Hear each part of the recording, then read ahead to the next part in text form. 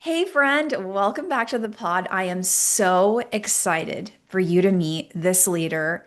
I have worked with her now for about a year and a half, and her name is Katherine Powers, and she is the executive director at Pacific Opera Project. And I'm so excited for you to hear her story and how she has really transformed and become even more of who she really is. And the results show in both fundraising and her leadership in her organization. And so, without further ado, welcome, Katherine, to the podcast. So excited you're here. Thank you. I'm so thrilled. It's a Woohoo! real honor. Woohoo! Yeah. Thank you. And so introduce yourself, share what you do, tell us more about Pacific Opera Project and the amazing work y'all are doing. Well, I'm Katherine Powers. I'm executive director at Pacific Opera Project. We're an opera company in Los Angeles. This is our 15th anniversary season right now. We started as a really grassroots, small company. I think the first year's budget was $8,000, and now we're about a $1.1 million company. And and our mission is to reimagine the adventure of opera by making unforgettable, entertaining performances accessible for all. So, words that are typically associated with us are things like irreverent, scrappy, opera for people who don't think they love opera. We're known for doing really fun and creative takes on classic repertoire. Some things we're known for are setting Mozart operas in an episode of the OG Star Trek series, which we have coming up again this February. Nice. And yeah, and just really making opera in a way that feels like a fun night out. And the idea that everybody in LA is going to go to a Dodgers game once a year, you're going to come see a pop show once a year. It's just part of something that's you got to do when you live in LA. So that's our company. I'm an opera singer who became an administrator. I started singing with Pop in its second season, and I've watched the company grow from this tiny little thing, and started a career in first arts education administration, but didn't have any fundraising responsibilities in that role.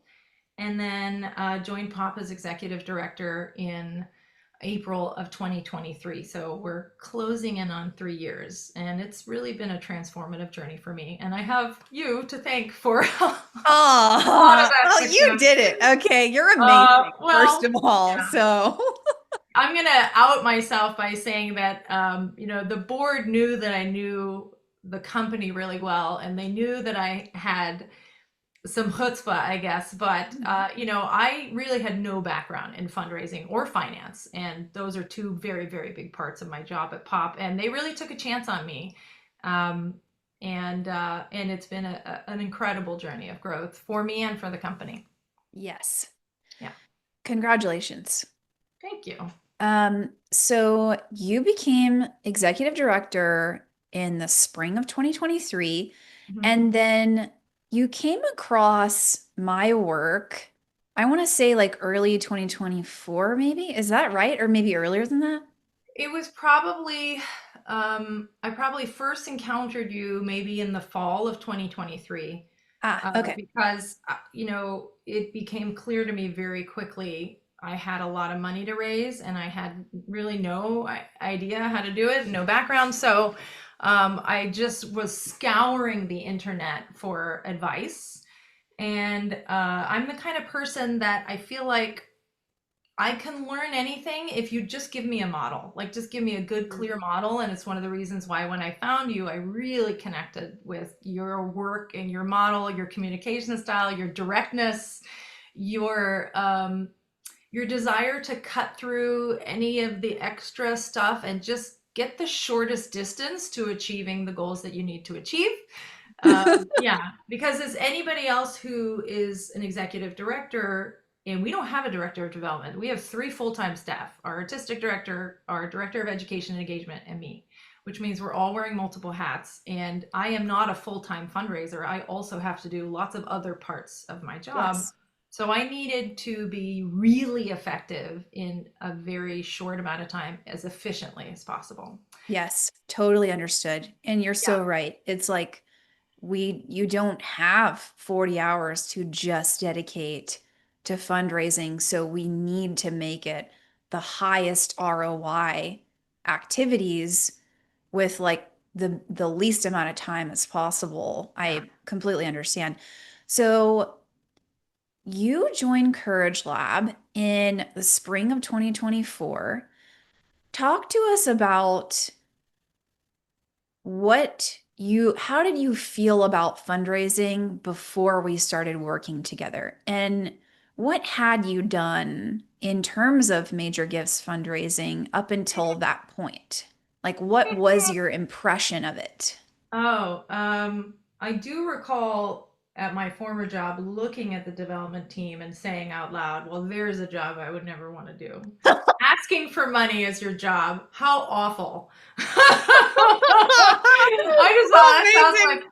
that sounds like a terrible way to spend your life. How stressful. So I that was my impression of fundraising, really. Fair. Okay. And so, I started at Pop. It became clear, given our what we just said about how little time I had and the biggest ROI, that the most important thing that I could do was get really good at bringing in more major gifts. Mm, Because we do grants and stuff, and we do online campaigns a few times a year, and those are great. Those are really valuable. But also, we hadn't had a gift bigger than ten or $15,000. And as I sometimes say to our donors, making cheap opera is expensive. mm. And Uh, we're not LA Opera, but it takes hundreds of thousands of dollars to put on these shows and to pay our staff and artists fairly. yep. And so I knew that um, grants are effectively a limited resource because there's only so many granting organizations, and they're only going to fund you for a certain number of years. But major gifts fundraising is effectively an unlimited resource because you Mm, are only limited by how many relationships you can make. mm. And that felt like it was the most important thing to get really, really good at. Yeah, that's When I great. started, I had no experience in that. I started, I'll make this point of saying, I mean, if you're listening, just go sign up for Courage Lab.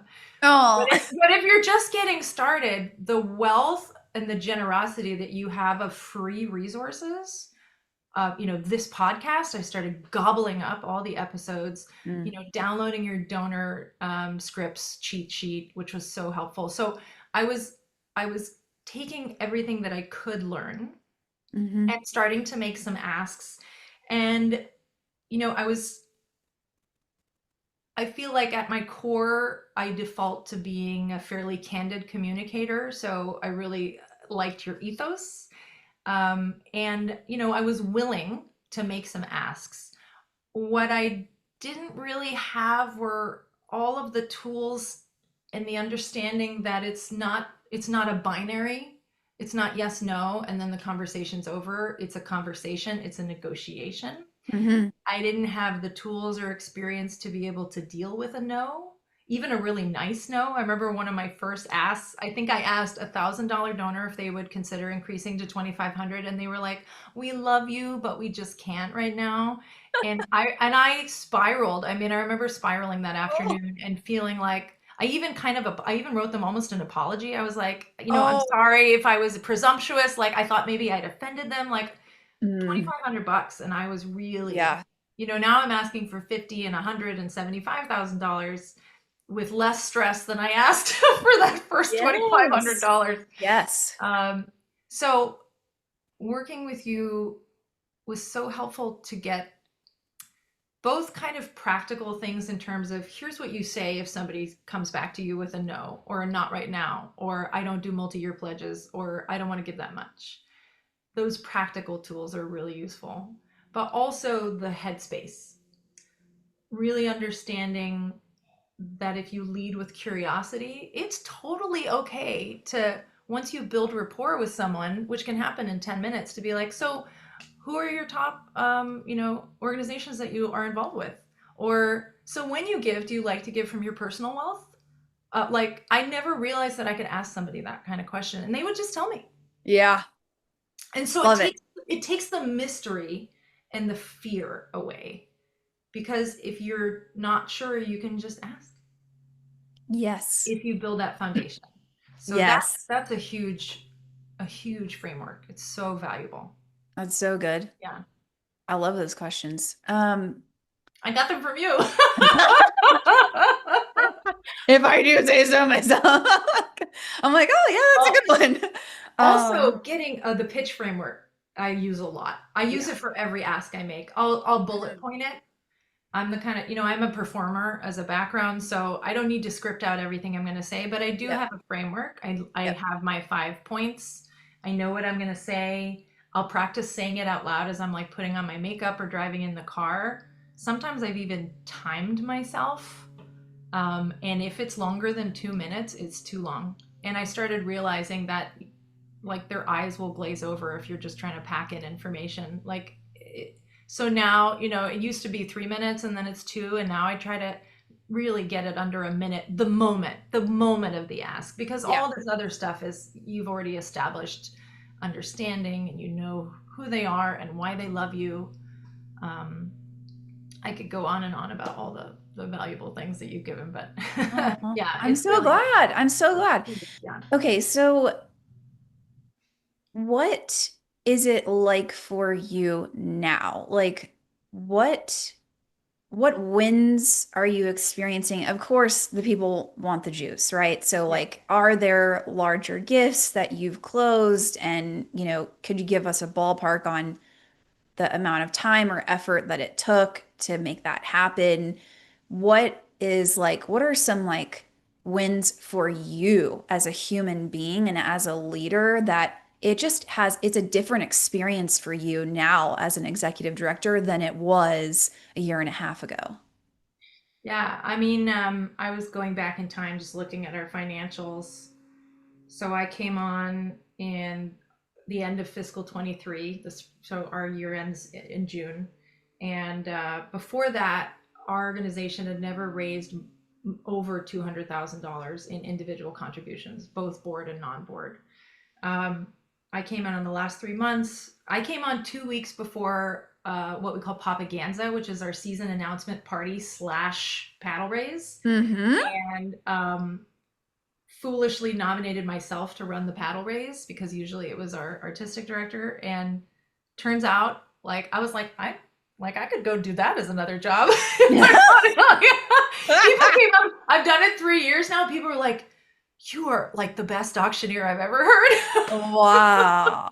But I think it's only because I know the company really well. Yeah.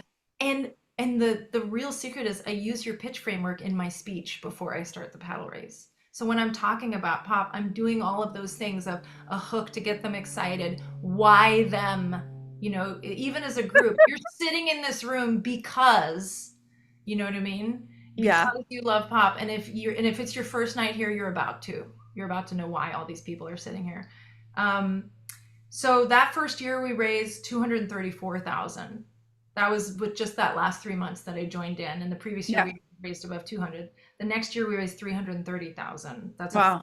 That's a 40% increase. Yep. My first full year. The next year, fiscal 25, 425,000. That's Wow. another 28% increase from the previous year.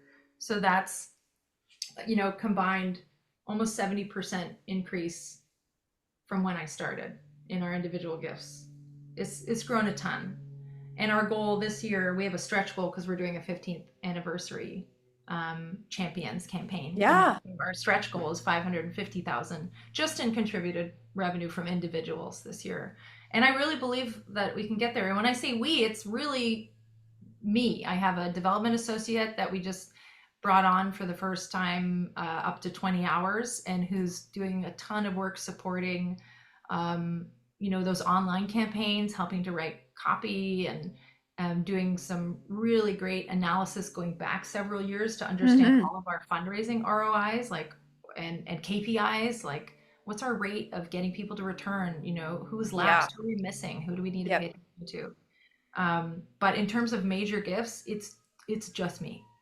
I will also say, I mentioned before, the largest gift we'd ever gotten was $15,000, and in my second year, I got a $50,000 gift and another $50,000 gift, and I think this year we're going to go for 100,000 plus single gift. I'm talking about a single gift, a Hmm. small.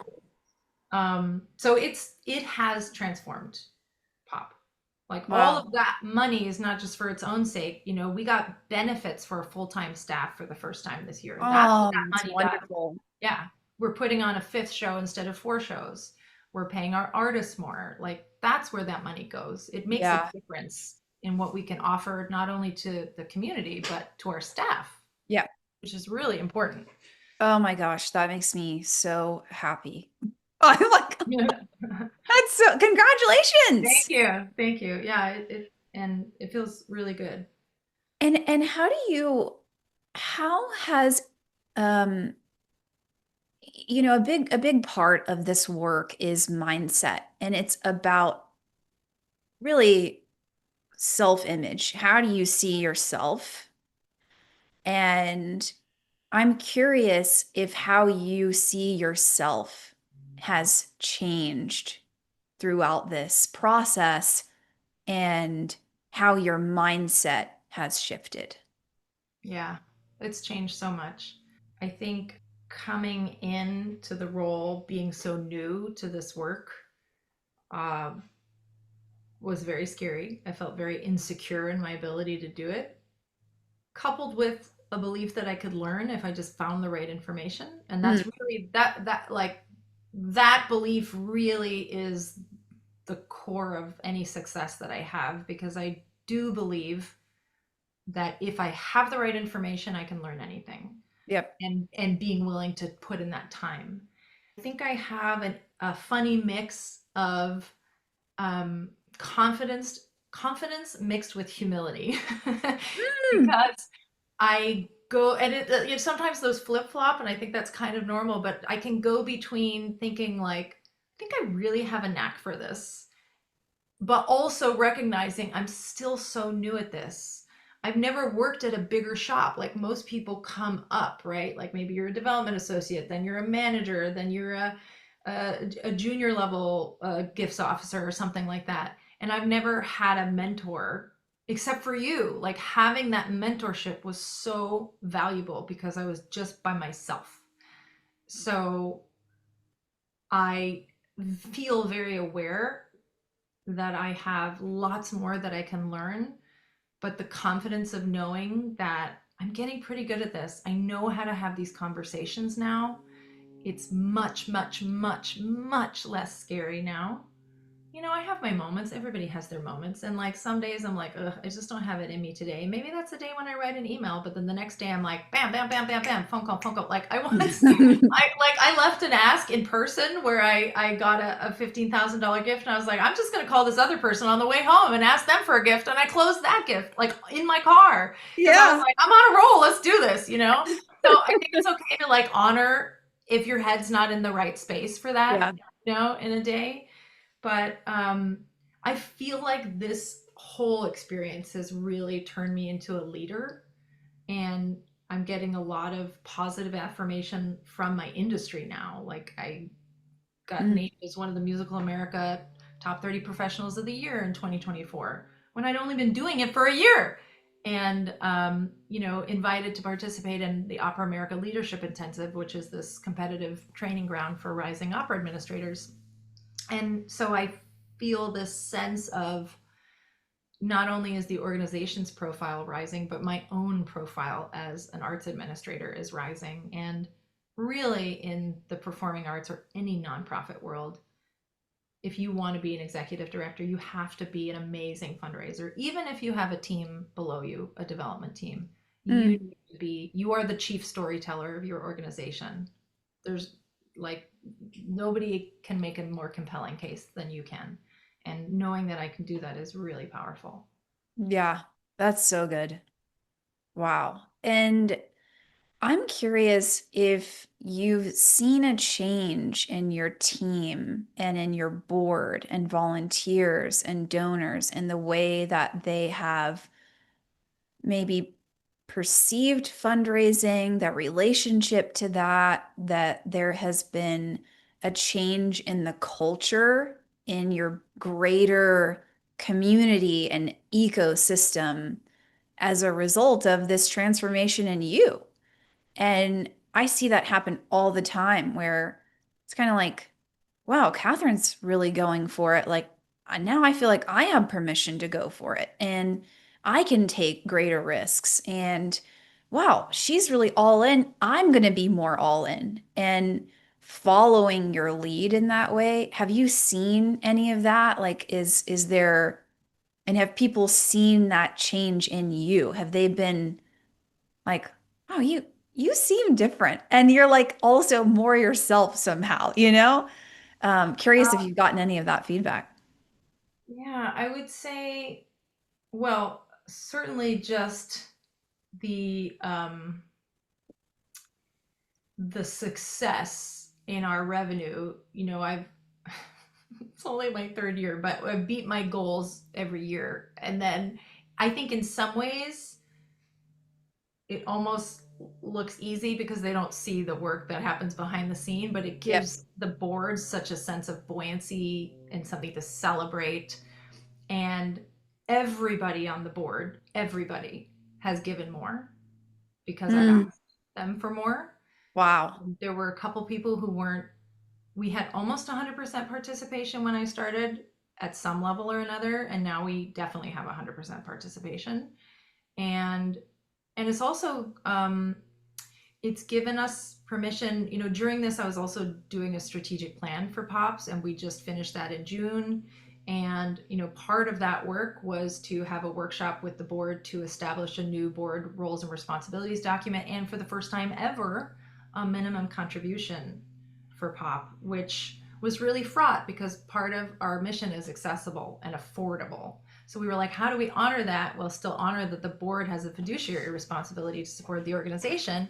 And what we came up with was a tiered minimum contribution system. So Mm, the floor of which is 1,000 up to 15,000, and it's just recommended minimum tiers based so that we can have a range of capacities on the board and people are giving it a meaningful level for them, yep. but that there is an expectation. And so that's changed. And it's almost like a joke that Catherine's going to come and ask you for money. Like, people kind of on the board almost laugh about it. But there's a lightness to it. There's no sense of, I don't get any sense of resistance. I think people should know this as fundraisers if they're scared of asking their board for money. There's a joyfulness to it. And when I talk to people on the board, I can say at a board or committee meeting, like, hey, this is what we've raised for our board so far this year. This is our goal. I'm very clear about what our board giving goals are. And I'll say thank you to those I've already had some conversations with. And if I haven't talked to you yet, we're going to be talking soon. And everybody laughs. And it's like, it's joyful. It's not uncomfortable because it's clear to everybody that we are all in this. And there is a culture of generosity that we're building with our bigger donors. The biggest impact has come from connecting with the donors who have been supporting us, some for a long time, but maybe at a smaller level, like 1,000 or 5,000. And some of these people are pretty dedicated philanthropists in the arts scene in Los Angeles, and they might be making $1 million+ gifts to other arts organizations, which are granted much larger than Pop. But the conversation with them really became about letting them know that pop is entering its mature era and that you know, they come to our shows and they adore our shows. There's like a giddiness, there's a collective effervescence, is the expression that I found recently. That's how people are when they're at our shows. They're so Mm, fun and entertaining and they have a great time. hmm. And it sort of felt like, the big arts organization was their wife and pop was their mistress.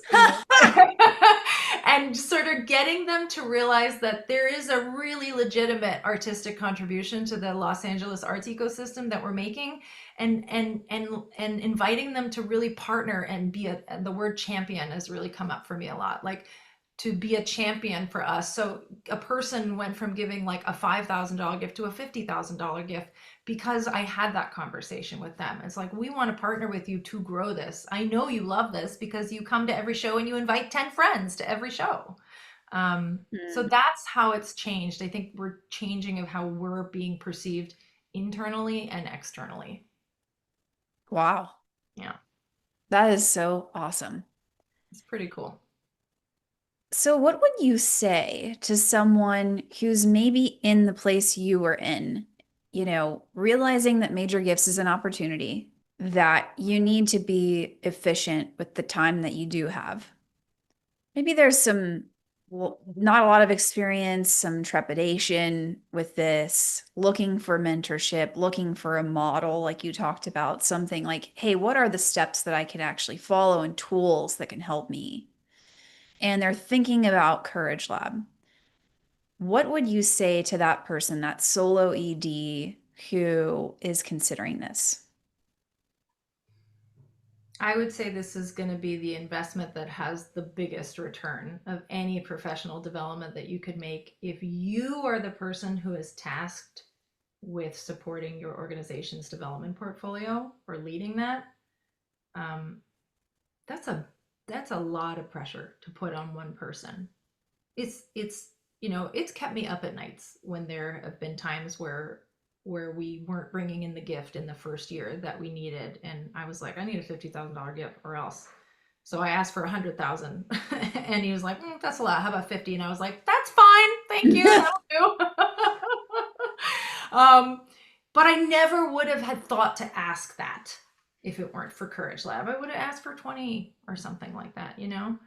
Um, it is an investment. And for a small organization, it's a big investment. We paid for the first session, the Courage 1.0, with a grant. We actually had got a staff development grant. And I had to check myself because my instinct to write that grant and use basically all of that money to support me doing this training felt like, ooh, is this selfish? But it was the right call because me doing well at my job and raising the money that we need to raise pays everybody else's salaries and makes shows happen. And if I'm not good at my job, none of that happens. So I see that as a huge responsibility. And if you need those tools, this is the shortest distance from A to B. I can't recommend it highly enough. I really can't. Oh, wow. Yeah. Thank you. That's so encouraging. And I'm so glad to see like the massive growth that you've had and it hasn't burnt you out. I would say just the opposite. I mean, when I met you, you're a vibrant human being, and I would say you're even more so now. And I think what occurs to me is there are these like latent gifts and capacities and talents within you that as a result of this role and what it demands, that was able to really blossom and flourish and shine in a way that you didn't really have the opportunity before. That now it's like, wow, you're not only this incredible artistic director and you have this strong arts administration background, but now you are a bona fide executive director with really legitimate major gifts fundraising experience that now it's like, I mean, I'm so excited for the future for you and for the future of pop because it's really about how where you want to go now, right? And not necessarily what you feel limited that you're what can we possibly do that's you know, it's a really exciting prospect because it seems to me like whatever you envision for the future of the org, you're able to make that happen. I feel very empowered to do not to say that those things aren't challenging and they take work and relationships. Like, you really can't do it by yourself. Um, I would say I think you're right that there is. I think everybody has those latent capacities in them, and everybody's personalities are different. But I think this framework can be applicable to people who are more introverted and or feel shy. I think, I used to say, I used to teach, like acting lessons and singing lessons and coach singers. And, I would talk about when you do your audition slate, that's when you're like, hi, my name is Katherine Powers. I'm 5'6". Blah, blah, blah. Your audition has already started, and you have to find the essence of yourself, the most true, compelling essence of yourself to put forward. And some people, that essence is going to be really bubbly and fun and perky, and some people are more introverted and thoughtful. And that doesn't mean that the perky people are going to get the job and the introverted people aren't, because there's some like inherent value judgment of which is better. You just have to give yourself permission and understand yourself and lean into that. Um, I think this allows you to do so because it's really focused on like leading with curiosity about who the donor is, getting your own self out of the way. Oh, I'm nervous, and that's self-involvement, but really focusing on your curiosity and your desire to connect the donor with your mission. Mm. And I really connected with this framework because I don't like mystery. I don't like guessing. I really would just like to, and I am genuinely a curious person. So I felt like it gave me permission to just ask those questions. And it really did give me courage because, I can think of the first year I asked somebody for a gift. Maybe I asked them for, let's say, 15, and they're like, oh, I just want to give 5. Or no, they said, no, I don't want to give 15. And I was like, oh, okay. And then that opportunity came around again the next year, and I asked somebody for 15, and they said, well, I really don't give that much unless I'm sitting on a board. And I was like, oh, well, it sounds like you love pop, but maybe the amount isn't the right amount for you. Is it maybe something more like 5 feels better for you? And he was like, yeah, okay, I'll give you 5. And it was almost like, okay, whatever. Like, because you asked, like, all right, I'll just give you 5. And this is a person with a very large capacity, but I Mm. would never have had the courage or even thought that I had the right to come back and say something else and make another suggestion. Mm. If it weren't for this program, I would have been just like, oh, he said no. Okay, I'm sorry for asking. Did I offend you? And now I see that as it is a conversation, and I'm allowed to be like, oh, does something else feel better for you? Or that's really empowering. Yes. So I feel like it's okay to be myself because I have these tools, I have the information, and I have the courage. It's like in performance, it's the same way. You can be courageous if you're prepared.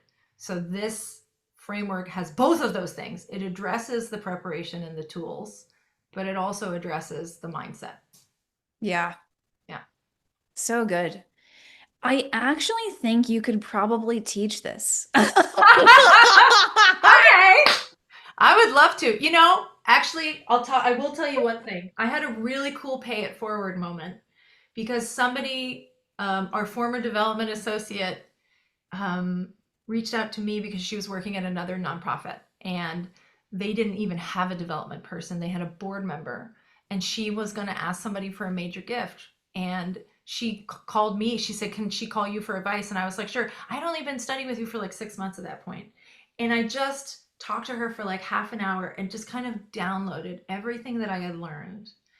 And she was so grateful, and she felt so empowered, and it felt really wonderful to be able to just help somebody on their journey the way that I had been helped. And that felt really cool. And so, learning this stuff, we're all in a network of colleagues, and it's not a competition with other organizations. So to be able to offer suggestions or advice or share best practices with other people, like now you can help others too. So that is really cool. But sure, Wow. I'll join your team. I'll work for juliojoinas.com. That'll be fun. I'm like, wow, you're really good at explaining this. Well, I have a lot of That's years as a teacher, so I think maybe that's where that comes from. And performing and fundraising is very similar, I think. interesting. You have to be very aware of your audience when you're performing. Is this joke landing? Are they with me? Same with Mm. teaching. Anybody who's been a teacher, you're checking in with your students to make sure, like, are they yawning or are they with me? And when you're Yeah. having that donor conversation, Are they with Yep. me or are they yawning? You know, it's kind of the same thing. Yep. Yeah. Yeah. Social awareness. Um, Totally. Yeah. yes, it's a really big skill, and it gets stronger when you have stronger self-awareness. And I think that that's something else that you work on when you get more feedback. And that's how I've tried to design this so that people are getting more feedback. People just are feedbackless, right? They're out here, they're working so hard, and they usually only get feedback when something is really egregiously wrong and there's no turning back. The damage is done. And it's like, "Oh my gosh, I had no idea." And you're telling me like it's essentially quote too late, Right. or the feedback is kind of vague. It's not very specific. It's like, oh, good job. It's kind of like, well, thank Okay. you. Yeah. That's not particularly helpful. Like, Yeah. what exactly is, what is working here? And um, yeah, I love that. Like having that, you're so right, being able to read your audience, and that's such an important skill, that having that dialogue and that back and forth really clues you in, not offending them, right? It's just we got to find a win-win here. Yeah, and I think I don't know if other people can relate to this, but I'm the kind of person that if I don't hear from someone, I assume they're mad at me, which I think a lot of people relate to. And I think being a fundraiser is a huge personal development opportunity if you're that kind of person, because you have to build up the ability to tolerate reaching and not hearing back, asking and getting a maybe, asking and getting a no, emailing, hey, I'd love to invite you to this, nothing. The person who gave us 50,000 ignored me for 6 months. And I thought that this person was like not into having a discussion with me. And I just kept, hey, we got this cool article, and it showed up at the opera at another company. Oh, great to see you. And you have to really truly let it roll off your back. Like it doesn't hurt your feelings that that person's been ignoring your emails for 3 months because it's not personal. But if that's a huge like internal personal development moment that you have to bring to this work. Yeah. So it does change who you are. It does. It really does. But I This just is want to stress to anybody listening, I was totally new to fundraising. Like 100%, like probably shouldn't have gotten this job with how little experience I had. I mean, they really took a gamble on me, let's just say that. And I'm very glad that I, proved myself and, and outdid the expectations that we had set. But, for anybody who's like, oh, well, she's comfortable talking to people. Yes, in some ways, but I was really, really scared of, and like actively ugh, not wanting to ask people for money. So I just want anybody listening to know that a person with zero major gifts fundraising experience can have this kind of success in this kind of time if they're just willing. You do have to do it though. You do have to start asking people, and you do have to start building those relationships and asking for those conversations. Yeah, so good. Wow. This was really good. I mean, you gave so much good advice. I'm so grateful, and I'm so grateful to have been a part of your journey and to know you and to see all of the exciting things that Pop is doing, and witness your success. And it's just a privilege. And Katherine, congratulations again. And I'm so excited that I get to kind of stay in your world and continue to walk alongside you in this. And thank you so much for what you've shared and for your story and being open for other people to really connect and to learn from you. Thank you for that generosity. And I'm so grateful. Thanks for your time. Thank you. This is such an honor. I'm only sad you don't live in LA anymore because I've never met you in person. I It's crazy. know. One We'll day, have to fix that. one But day, one day you'll do a workshop here, and I'll come. Yeah. yes, it's true. I will. Yeah, I'll be back in LA. But yeah, thanks again. So grateful for you. And thanks, Catherine. Thank you.